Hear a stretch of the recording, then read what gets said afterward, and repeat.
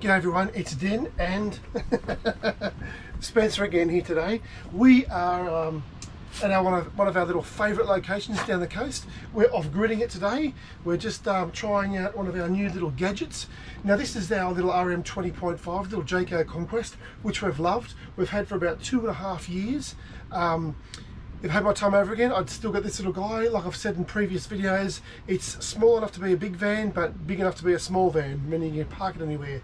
Now, there was one little concern when I bought this van, and that was this switch. This is the bed switch. This was the electronic bed switch that you used to operate the bed. But the problem with it was there's so many little settings and programming to be done.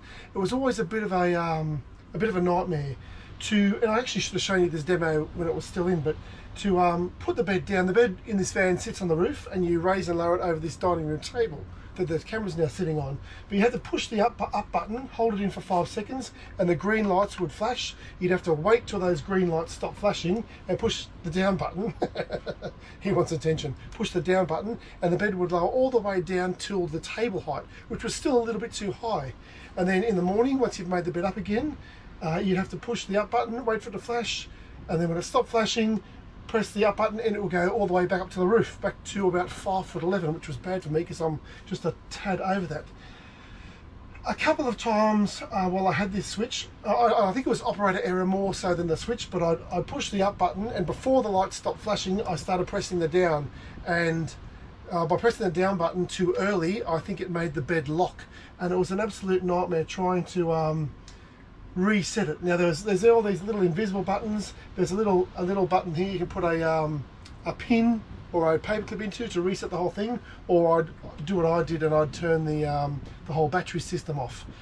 So after 2.5 years, I noticed that a lot of people were having problems with these. I only had it twice, but a lot of people were having problems with these switches and they changed them over. They went to auto electricians and had other switches fitted. I've actually upgraded my switch. This is a picture of the standard Jayco bed switch in the 2023 models and earlier. And here's a picture of the new switch that I purchased, and a lot of other people have purchased as well. This removes all the bed height problems and all the hassles we had with the old Jayco switch.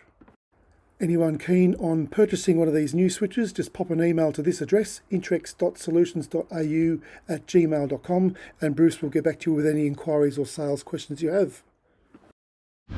Now this is the new switch. Actually, I've got my little light on here. This is the new switch that I've had installed. I think it's a lot better than the old switch. There's no pre-programming. As you can see, I've got the up and down bed switch. I've got the on and off button, and I've also got a USB-C and USB-A charging points. Now it's as simple as this. If you want the bed to go down or up, you flick this switch over to the left and that turns the bed on, and from here press the button and the bed just starts lowering. There's no little preset switches and the bed goes all the way up to the top. How good is that? Look at that beautiful view out there too. Okay, now one thing that I didn't show you before is with the old switch, you would have to pull these seat covers over like so. You have to tilt the front seats forward, and like that with the old switch, which was this one, you could lower the bed down to a point which was just above the table height. So I'll do that now.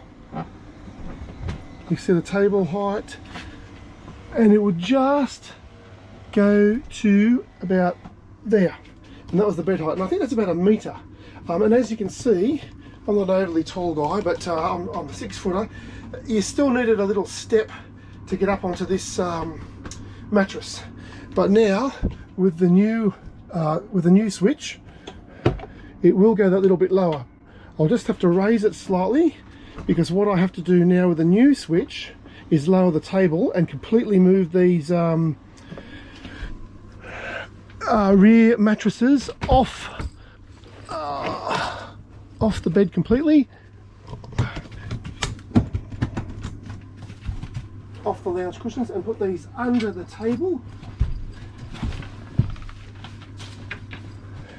The bed switch is still on, and now I lower the table down, and you'll notice that the bed will go right down until it's just touching on the lounge seated cushions.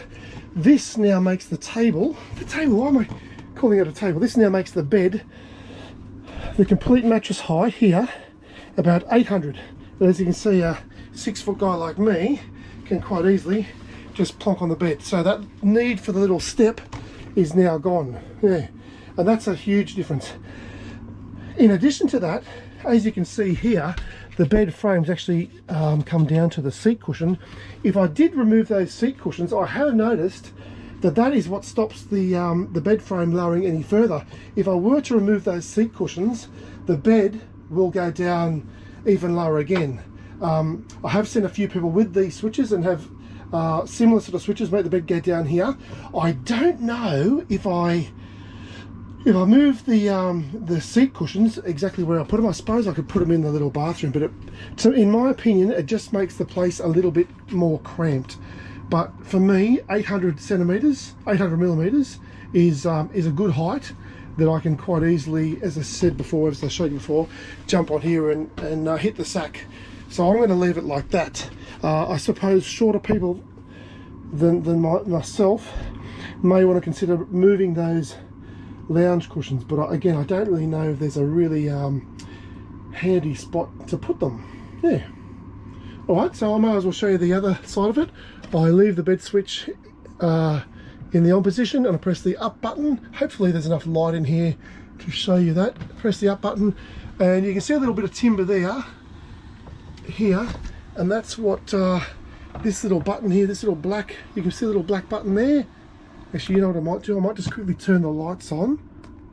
Oh, I'll turn the lights off. There's the lights. This little timber here hits this little button there, which tells the bed to stop.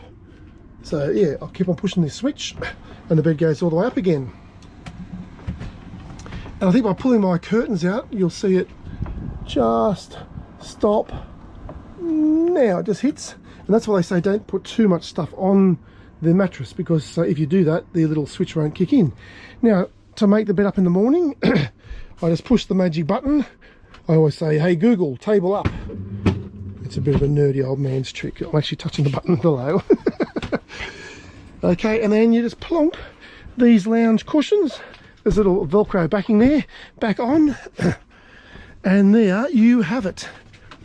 A lot of people that come looking at these little vans say, oh geez, you wouldn't have one of these. You would constantly make the bed and muck around with tables and switches and stuff, but especially now with this new switch, this new U-Butte switch, it makes it so easy.